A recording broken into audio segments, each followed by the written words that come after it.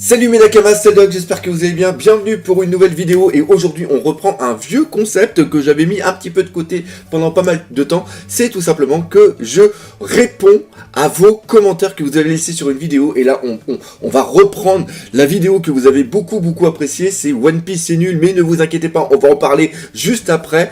Vous avez laissé énormément de commentaires, franchement c'est un truc de taré et surtout certains commentaires m'ont fait rire et il y en a d'autres qui m'ont franchement touché et là ce qu'on va vraiment faire c'est que je vais vraiment en prendre le plus possible et les lire. Il y en a certains c'est des vrais pavés mais franchement c'est excellent et j'avais envie de partager ça avec vous. Mais avant de lire vos commentaires, on va d'abord faire un petit placement de produit et le placement de produit c'est pour qui? C'est pour Raid Shadow Legends. Wow. Oui, il y en a certains qui vont dire encore un placement Raid Shadow Legends, mais franchement, c'est nécessaire parce que ce jeu est absolument excellent. Déjà, la première chose, c'est qu'il y a des graphismes de malade. On peut y jouer sur mobile et aussi sur PC, mais surtout, c'est un vrai free-to-play et c'est pour moi la chose la plus importante. J'y joue depuis plus de 2 mois et j'ai déjà 6 persos level max à 60 qui envoient du pâté. Et je peux vous dire que le golem de glace et le dragon, ils font moins les malins quand j'arrive avec ma team de killers. Bon, bah pour l'araignée, j'ai encore un petit peu de soucis, mais c'est normal, j'ai toujours eu peur des araignées. En parlant de team de killers, je vais vous présenter la mienne. Premièrement, on a CD Drake, qui est une barbare avec de sérieux atouts. Elle est quand même assez excellente, pourquoi? Parce qu'elle fait revivre les persos et surtout, elle envoie de bonnes patates. Après, on a le monstre mal créé, lui c'est un tank, il faut aussi des bonnes buffasses mais surtout il faut des boucliers et ça c'est vraiment très bien. Après on a le petit Kael, alors le Kael c'est un perso que tu peux avoir dès le départ et je te conseille franchement de le prendre, c'est un super DPS, il envoie aussi des poisons donc il est vraiment excellent. On a après la peau qui est nécessaire, pourquoi? Parce que tout simplement il te rajoute de la vie et surtout il te donne aussi de la vitesse. Donc si tu veux aller plus vite que les autres en arène, bah je te dirais que il te faut un petit tapot. Bref, il y a plusieurs centaines de persos parmi 16 factions différentes ayant chacune leurs caractéristiques et leur design propre. Donc ce n'est pas le choix qui va te manquer et tu pourras, comme je l'ai fait, te créer une team qui te correspondra vraiment. Tu relèveras aussi des défis en participant dans le tournoi en cours. Affronte la communauté de raid en te battant contre l'araignée, le golem de glace, le chevalier du feu et le fameux dragon. En plus, une nouvelle mise à jour du patch 1.15 sera dispo en mai et il te permettra de participer au tournoi dans la toute neuve arène des tournois. Et pour finir, on a une team sur Raid Shadow Legends, il s'agit de Mugiwara France, il reste 2 places donc si vous voulez venir, n'hésitez pas, on s'éclate ensemble et surtout on éclate la gueule du boss de clan. Donc si vous voulez nous rejoindre dans cette aventure, cliquez dans le lien qui se situe dans la description et vous pourrez télécharger le jeu maintenant pour obtenir 100 000 d'argent et aussi le champion gratuit Jaune Tout pour les nouveaux joueurs et attention, ces récompenses ne sont disponibles que pour 30 jours. Avant de commencer de vous lire les commentaires, je voudrais faire une sorte de petit disclaimer, une petite mise en garde. Vous avez été super nombreux dans les commentaires justement à me dire et il y a une chaîne qui s'appelle Science Geek Theory qui a fait 3 vidéos justement sur un petit peu le même sujet. C'est-à-dire que One Piece Eternal Shadow partie 1, One Piece Eternal Shadow partie 2, ainsi que la communauté One Piece face à la critique. On m'a beaucoup demandé, on m'a dit « Ouais le doc, faut que tu fasses une vidéo dessus ». Non, j'ai pas envie de faire une vidéo dessus. La chose que je vais faire, c'est que à la rigueur, s'il vient regarder cette vidéo, quand tu vas lire les commentaires que j'ai choisis, et ces commentaires reflètent la majorité de ce qu'on peut lire sur ma chaîne. D'ailleurs, sur la vidéo, il y a eu plus de 1500 commentaires. Tu verras enfin moi, je parle pour ma communauté. J'ai une putain de bonne communauté, je suis hyper fier d'elle, ça me fait super plaisir. Il y a des commentaires qui m'ont foutu la patate, qui m'ont fait rire, il y en a d'autres qui m'ont fait réfléchir, et il y en a d'autres qui m'ont un petit peu touché. Et d'ailleurs, je ne vous promets pas que si je lâche 1 ou 2 larmes pendant un certain commentaire, c'est normal. On va tout de suite commencer et encore une fois, j'en ai choisi quelques-uns qui reflètent et je vous remercie à tous les autres qui ont pris le temps. Souvent, vous avez marqué que vous êtes la majorité silencieuse, donc je vous remercie énormément de tous les commentaires que vous avez laissés. Le premier commentaire est celui de Léo Auburtin qui maîtrise, je dois dire, l'ironie avec perfection. C'est vrai que le concept de génocide de population Ohara n'est qu'un exemple en abordant des sujets d'une variété monstre, discrimination raciale, occultation, manipulation médiatique, enjeu de pouvoir des États en faisant un parallèle entre notre monde, classification sociale hiérarchiquement distinguée, en transformant une simple aventure ressemblant à une course au titre des seigneurs des pirates en une vraie mythologie, un rapport au passé mystifiant ce dernier. Le One Piece n'est même plus la finalité de l'œuvre, ce n'est plus qu'une étape au vrai but qui tend vers la restructuration d'un gouvernement corrompu avec une minorité oppressante et une majorité opprimée, simulant une oligarchie pour pas faire un semblant d'unique roi alors que dans l'ombre c'est exactement ce qui se fait. Désolé, je n'ai pas la même définition d'œuvre enfantine que cette personne. Voilà, je pense que tout est dit. Après, le deuxième commentaire est à peu près dans le même style. Allez, je vais m'amuser à dire des débilités aussi. Encore une fois, c'est de l'ironie. Crocodile, méchant le plus moche de One Piece. Kuma, le tyran, est tellement manichéen. Les hommes poissons, ces êtres sanguinaires tellement manichéens, les Tenryubito sont tous pourris, Luffy est tellement vide et bête, lui qui dit à Shirahoshi, à toi de te faire ta propre opinion sur les pirates, je n'ai pas de réponse à te donner, à Senji, sans toi, je ne peux pas être le seigneur des pirates, à Otoko, Ace est mort, il ne reviendra pas. L'histoire est tellement simple que personne après 20 ans ne sait vraiment ce que sont les dits, ce que cache le One Piece, l'histoire effacée 800 ans en arrière. Voilà, One Piece est le meilleur manga du monde, on va y revenir. Et surtout pour la magnifique écriture d'Oda capable de faire pleurer et hurler, de rire n'importe qui, capable même de retranscrire une émotion complexe entre rire, larmes, nostalgie, bonheur, sentiment d'accomplissement et de fin. Je parle de Roger en découvrant le One Piece. Alors, pareil, bien aimé ton commentaire. Le seul truc à la rigueur, c'est voilà, One Piece, c'est le meilleur manga du monde. Ça, c'est vraiment un reproche qu'on va faire à la communauté One Piece qui n'arrive pas à... pour lui, il y a One Piece qui est là, et après, il y a tous les autres qui sont là, qui sont que des simples merdes. On n'a jamais dit ça. Enfin, moi, pour ma part, je n'ai jamais dit ça. J'ai lu plein d'autres trucs. On parlera d'autres mangas. Là, pendant que j'y pense, Zipang, pour ceux qui connaissent, qui est phénoménal. Donc, bref, oui, One Piece nous a marqué. Oui, One Piece nous fait toujours rêver. Oui, One Piece nous fait triper. Mais il y a aussi d'autres mangas qui sont différents, qui sont meilleurs sur certains points et plus mauvais sur d'autres points, tout simplement. Oui, je l'aime bien cette phrase, tout simplement. Autre commentaire de Bush Nika, et j'ai vraiment aimé ce commentaire. C'est quelque chose qui a été que vous avez été pas mal justement à me marquer, que vous avez lu plusieurs fois One Piece. Et vous allez comprendre pourquoi je veux justement en parler. Ce genre de personne me fait penser à un enfant de 10 ans qui suit One Piece sans vraiment comprendre le fond. Ce qui me rappelle moi quand j'étais petit et que je suivais cette œuvre. Puis aujourd'hui, si je recommence One Piece depuis le début, je me rends compte que j'ai loupé tellement de choses. Des choses qui viennent nous toucher, des choses qui viennent nous chercher au fond de nous-mêmes, pleurer devant Nami qui demande de l'aide à Luffy. La première fois que j'ai vu ça, ça ne m'a pas touché car j'avais le cerveau d'un enfant. Je ne voyais que l'aspect action-combat de ce manga. Quand j'entends ce que dit cette personne, je ne peux que penser que c'est un enfant qui parle et non un adulte. Merci le doc, en espérant que tu liras mon commentaire. Oui, j'ai lu ton commentaire et justement, il y en a beaucoup qui me l'ont dit, qui m'ont dit, mais voilà, on a lu une première fois One Piece, on ne comprenait pas toute la profondeur justement de One Piece et après, ça nous a permis de vivre One Piece différemment et c'est aussi ce que je dis, le fait d'être papa m'a permis de lire One Piece, de ressentir des nouvelles émotions. C'est pour ça que oui, One Piece s'adresse peut-être à un public jeune à la base, mais il a plusieurs niveaux de lecture par rapport à ce que toi tu as vécu, par rapport à comment tu as grandi, par rapport à plein de choses. Et on va y revenir justement, ça au fait de ce qu'on peut ressentir quand on lit One Piece. Un commentaire, un bon pavé de Docti, et d'ailleurs je lis tous vos pavés, ça me fait d'ailleurs super plaisir de les lire, dans lequel je me suis beaucoup retrouvé. Je suis d'accord, Luffy n'a pas évolué depuis le tome 1. En tout cas, c'est ce qu'on pourrait croire en surface. Luffy est toujours un garçon plein de rêves et de curiosité, prêt à tout pour l'aventure qu'on lui offre, quitte à se montrer égoïste et mettre ses nakamas en danger. Certes, mais à côté de ça, il a appris le respect que mérite son rang de capitaine. Il a appris à faire confiance à son équipage pour régler des problèmes secondaires quand lui est trop occupé.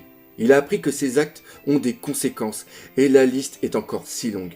Luffy est encore jeune et ne voyage pas depuis si longtemps. Et honnêtement, s'il perdait la bonne humeur qu'il dégage, One Piece ne serait pas pareil. Il est la force de ce manga et il n'a pas tant besoin de changer. C'est le monde qui change autour de lui.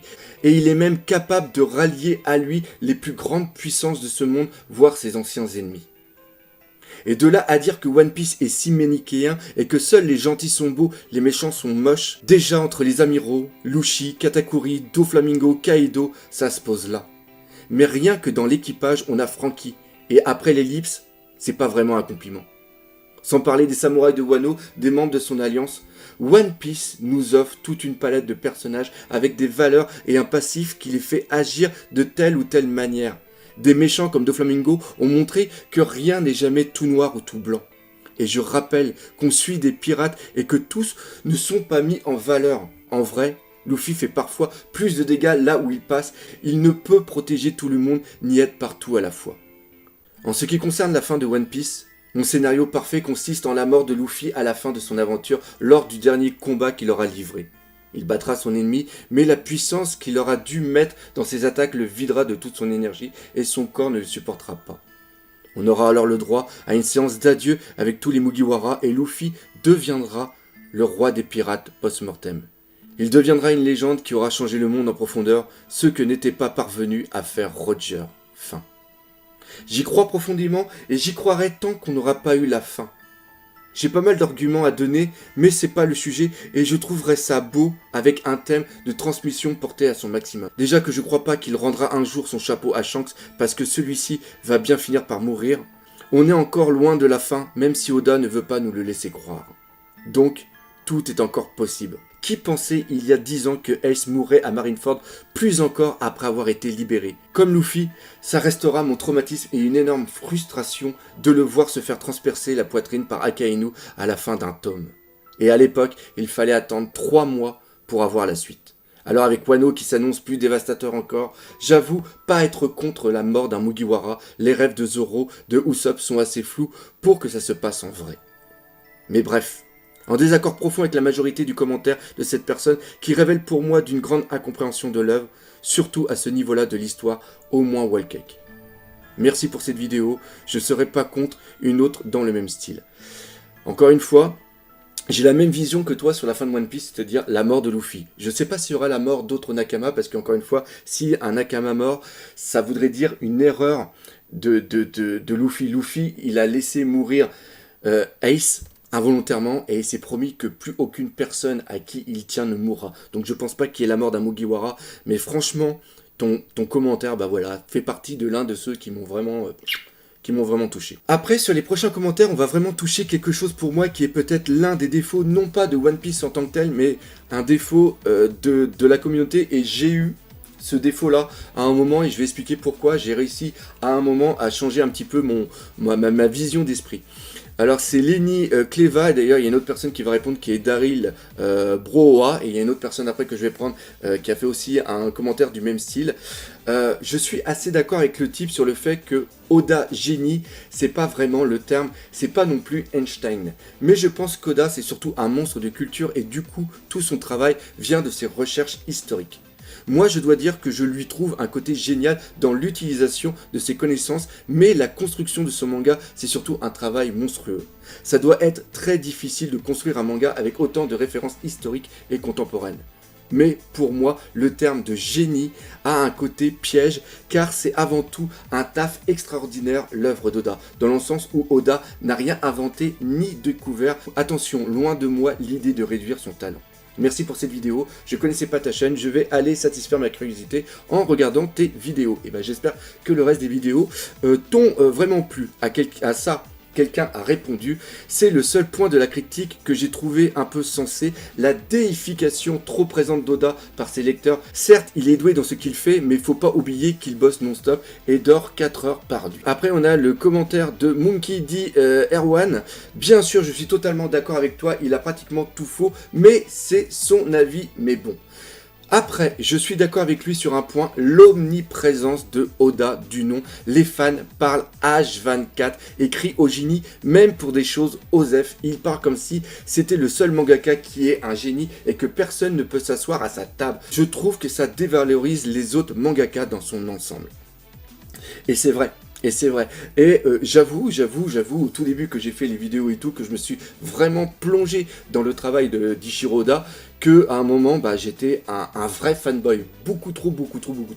Et à un moment, J'ai pris une claque, c'était au chapitre 900, toujours pareil à cette époque-là, je pensais toujours deviner comment Eiichiro Oda il allait faire son manga, comment il allait faire certaines choses et tout, je faisais beaucoup de théories, j'imaginais beaucoup de choses, et le chapitre 900, pour ceux qui s'en rappellent, avec la semi-mort du Sunny, on avait tous hurlé, ah c'est de la merde et tout, enfin bref. Et ce qui s'est passé, c'est que là, moi, ça m'a fait un truc dans moi, en disant, mais il faut peut-être aussi que j'arrête de l'aduler, carrément, et de penser que tout ce qu'il fait, c'est du génie. Voilà. Je l'adore. Je l'adore. Je suis autant fan de Eiichiro Oda comme DB Times ou alors le chef otaku serait fan d'Akira Toriyama. En donnant, par exemple, une relation. Mais, de ce fait, Eiichiro Oda a des défauts dans sa narration.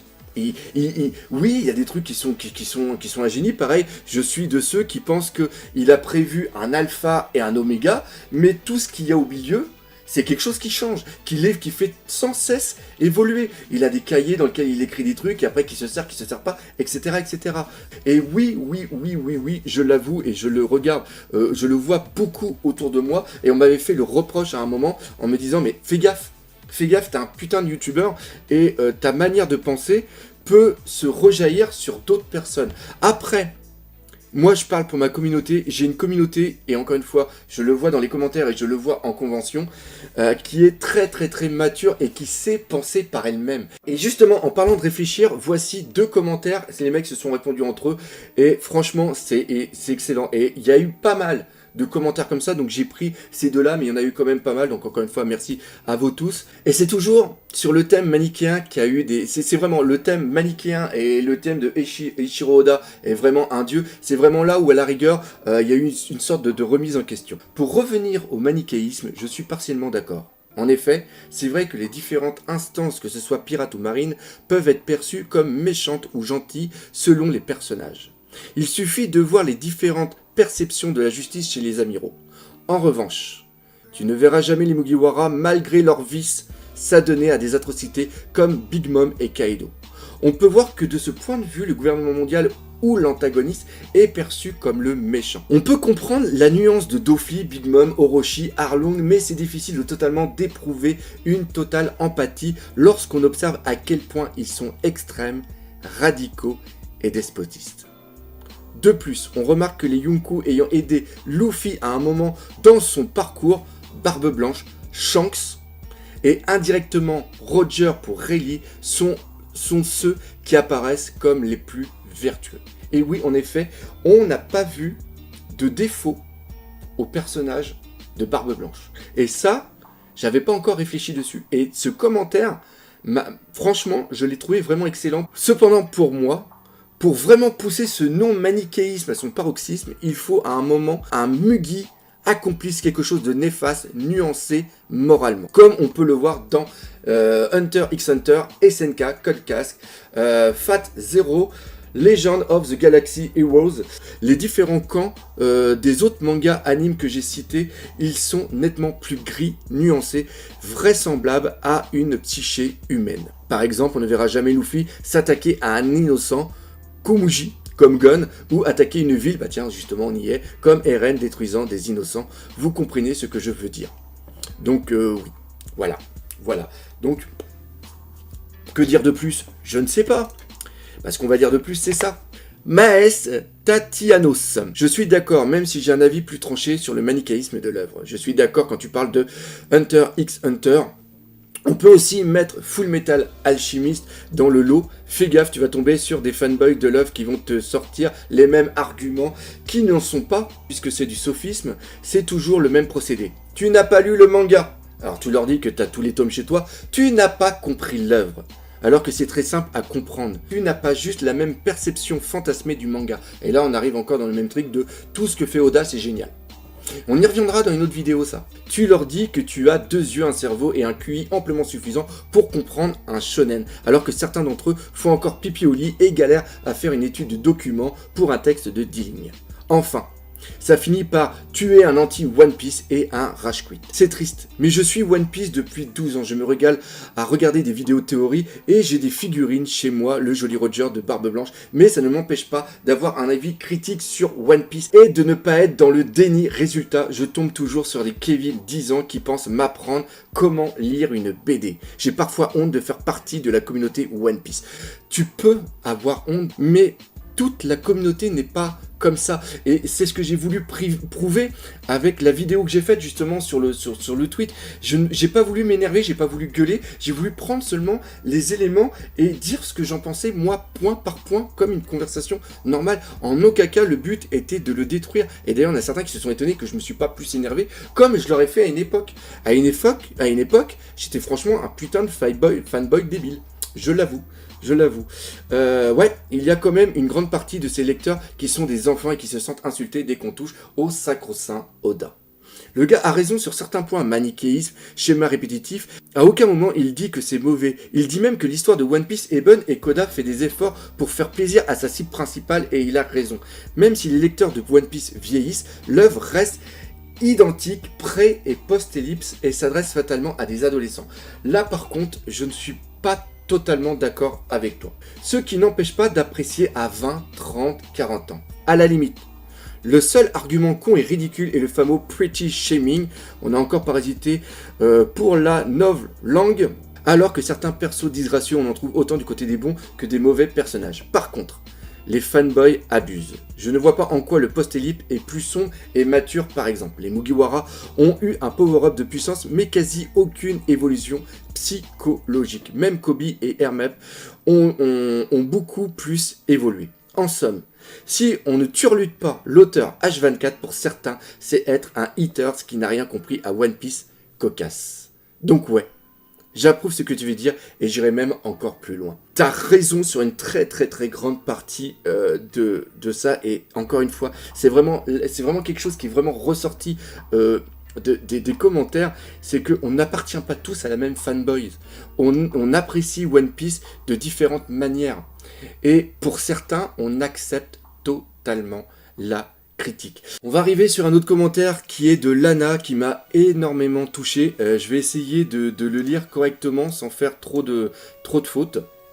Je comprends ce qu'il veut dire en un sens que, point par point, à la mort de Ace, moi aussi j'attendais un changement plus marqué, beaucoup plus marqué. Mais la richesse de l'œuvre réside aussi dans l'évolution des personnages sans altérer ce qui fait l'essence même de leur concept. Je pense que c'est plutôt pour cela que Luffy a évolué, mais que ce n'est que peu marqué. Les moments sont intenses, mais pas assez fréquents. Si la mort de Ace l'avait littéralement changé, les critiques se seraient probablement dirigées vers la dénaturisation de Luffy, que cela aurait engendré l'équilibre entre les deux et quelque chose que personnellement je ne saurais pas juger tant que c'est difficile vu l'ampleur de l'œuvre. Et c'est ça qui est génial, et c'est excellent, et c'est un truc que personnellement j'avais pas autant réfléchi, c'est-à-dire que Luffy reste Luffy parce qu'il est Luffy. Et c'est parce qu'on se reconnaît, on a besoin du Luffy qu'on connaît depuis longtemps, mais ça ne l'a pas. Ça n'empêche pas qu'il y ait des moments où on voit qu'il a réellement changé à l'intérieur de lui.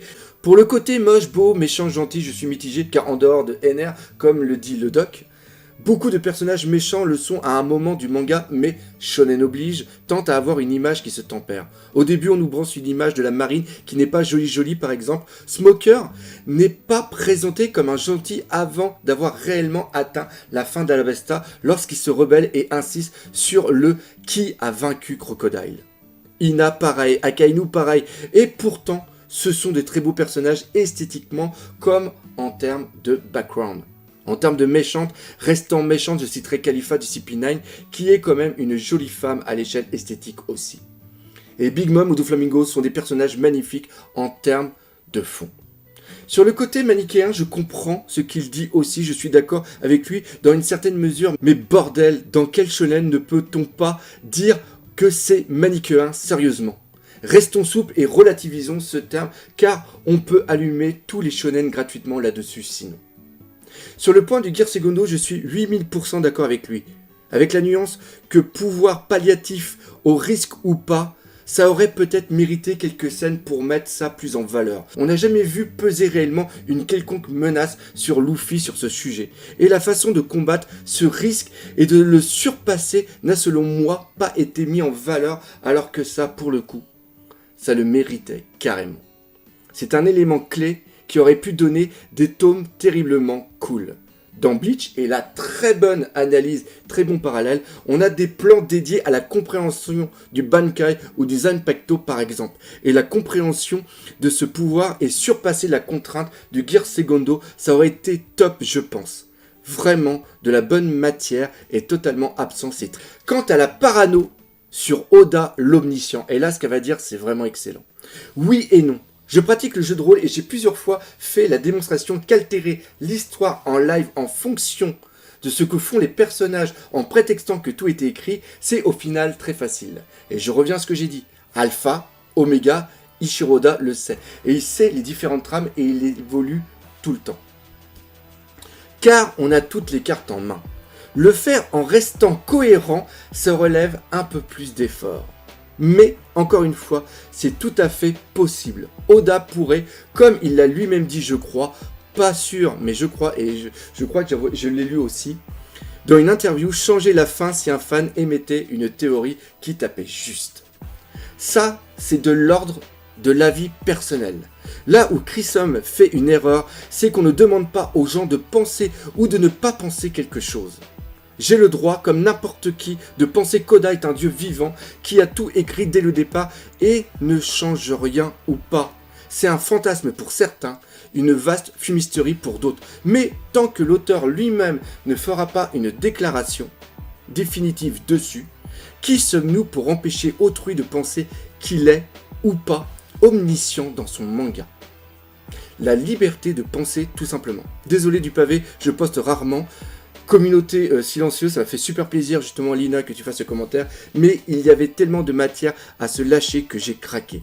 Belle réaction Doc, keep going à chaque nouvelle vidéo, j'ai la confirmation que je suis abonné à une super chaîne, et entre parenthèses, ces petits commentaires comme ça, vous pouvez pas savoir le bien que ça fait. Dernier commentaire, alors là celui-là par contre, on va terminer là-dessus. Et moi, il m'a fait quelque chose. Et encore une fois, c'est rien qu'à en parler, j'ai la voix déjà qui commence à se nouer. Je vous ferai une vidéo là-dessus, rien que par rapport à l'enfance que j'ai vécue. Voilà, ce qu'il dit, franchement, ça c'est bon. Je commence à peine, mais One Piece, pas de profondeur. Je ris et je pleure en même temps. Depuis de longues années, je lutte pour tenter à mon niveau de détruire les barrières, Redline et la peur. Tenter doucement mais sûrement de libérer les esprits suffisamment curieux pour qu'ils puissent constater les barreaux dorés qui les entourent. Forcément, sur ce chemin, j'ai croisé Oda. Pas en personne, bien sûr. Je pense que je m'effondrerais en larmes s'il se tenait devant moi. Et ça a pris le temps que ça a pris, mais j'ai pu finalement entendre ce qu'il essayait de nous dire à travers une œuvre a priori simplement populaire. Mon seul vœu et de voir One Piece réussir à transmettre ne serait-ce qu'un peu de son essence aux bonnes personnes. En tant qu'éducateur, j'ai pu constater que beaucoup d'enfants suivaient l'anime avec grand intérêt, mais les chances qu'ils fassent les bons parallèles entre l'œuvre et la vie est infime. Car ça demande une certaine expérience et ils auront besoin que plus de voix s'élèvent pour dire concrètement ce que cache Oda derrière un grand sourire. One Piece n'est pas juste un dessin animé. One Piece n'est pas juste une BD. One Piece n'est pas juste ce qu'on peut y voir ni même ressentir. One Piece, c'est plus que ça. One Piece, c'est Oda. Et Oda, qui cumule à la fois le statut de génie et d'humanisme, nous glisse subtilement tout ce qui concerne sa vision du monde actuel, mais surtout plante les graines de ce qui serait sans aucun doute un monde bien meilleur. Luffy, en étant ce qu'il est, un jeune homme dynamique, altruiste et surtout clairvoyant, va contribuer grandement à détruire un système corrompu et à libérer les peuples. La liberté n'est pas juste un mot, ni quelque chose qu'on peut nous donner. Il faut se battre pour elle. Tout comme One Piece n'est pas juste un shonen fait avec le cœur, c'est un putain de miracle qui devrait être reconnu comme tel. Criez, ragez, battez-vous. Voilà. Lire des commentaires comme je viens de lire. Et je le répète encore, sur cette vidéo, il y en a eu plus de 1500 et une très grande majorité des commentaires étaient fantastiques.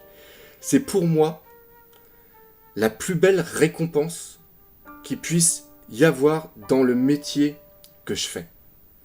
Donc, c'est aussi pour ça que je faisais à l'époque ces vidéos commentaires. Il faudrait que je les fasse beaucoup plus.